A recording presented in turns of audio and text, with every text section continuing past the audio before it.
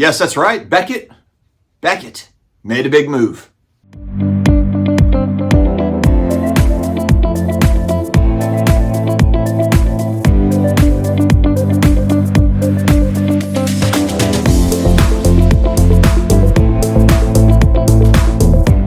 Rise and shine, sports card hobby family. It is Friday morning. I just rolled out of bed. I've got a lot to do today, so I'm like, you know what? I need to get my video out ASAP. A little bit of a shorter episode today, but it is an important one.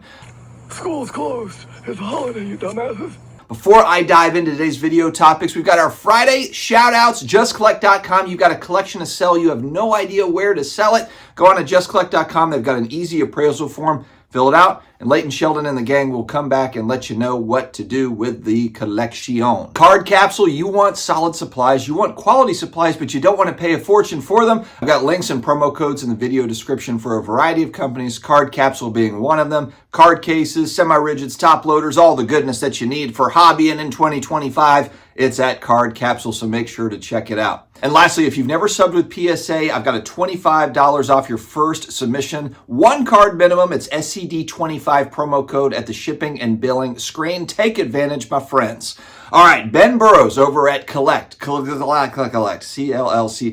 Ben Burrows does a great job over there. A lot of quality articles always coming out. Well, he came out with an article yesterday that the Beckett team has re-signed their top graders to extensions, to long-term, that's the key here, long-term contract extensions. And we're talking about Steve Grad, well-known in the hobby, Brian Sobrero, Zach Rulo, Charlie Price, and Larry Studebaker. Nearly 100 years of collective authentication experience, and they have re-signed for long-term contracts. You might be thinking like, okay, so what's the big deal? Well, grading, as we've learned, is a small world. If you're talking about people that have long-term experience in sports card grading and authentication, there's just not a lot of experts in the space.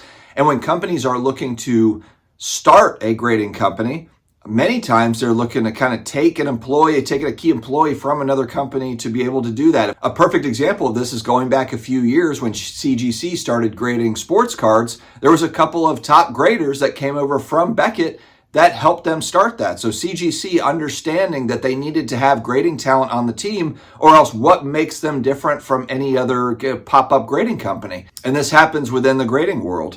So this is a big move for Beckett to be able to keep their talent when there really hasn't been a whole lot of good news for Beckett grading over the last 3, 4, 5 years since the pandemic started. There's been a lot of like, what's going on? There's very little communications. Here recently, they did the deal, I guess, with the new parent company that's been formed, Collectivus, all the jokes around Collectivus. They have $250 million of financing that came through, lending that came through for them, and they've spent money here to keep their graders. Now, I still maintain that I think this is just all a plan to eventually sell to another company. However, if you are a fan of Beckett grading, Beckett slabs and all that, and you want to see it continue on, you don't want to see the company go by the wayside, this is a step in the right direction if there is a potential buyer down the line. Or if they somehow kind of resurrect themselves, they put together a plan, they've got their grading talent in place. And again, I can't understate the importance of that enough. If their grading talent got poached, if PSA took Steve Grad, or if CGC got Steve Grad or some of these other guys, SGC got some of these graders, that would be really bad. It would make the news, of course, and then it would be like, okay, who's grading over there at Beckett? Do they even have any grading talent? And it would be hard to answer that confidently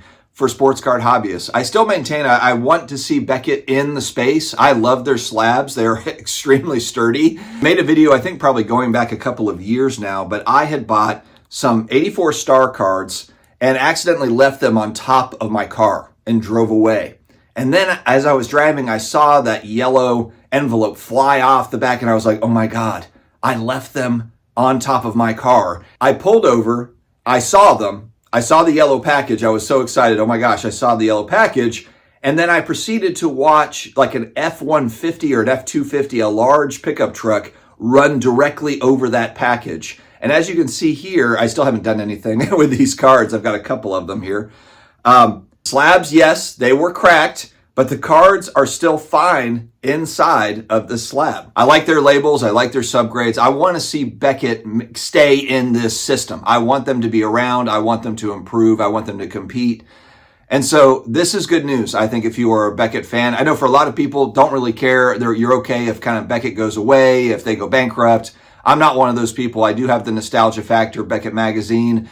You know, I want to see it continue on. Even if it's at a slower pace than all the other companies, I still would like to see them rise like a phoenix or something like that. All right, friends, that's all I've got today. Have an amazing weekend ahead, and I hope your 2025 has started off on the right foot. Stay healthy, stay awesome. I'll talk to you again later.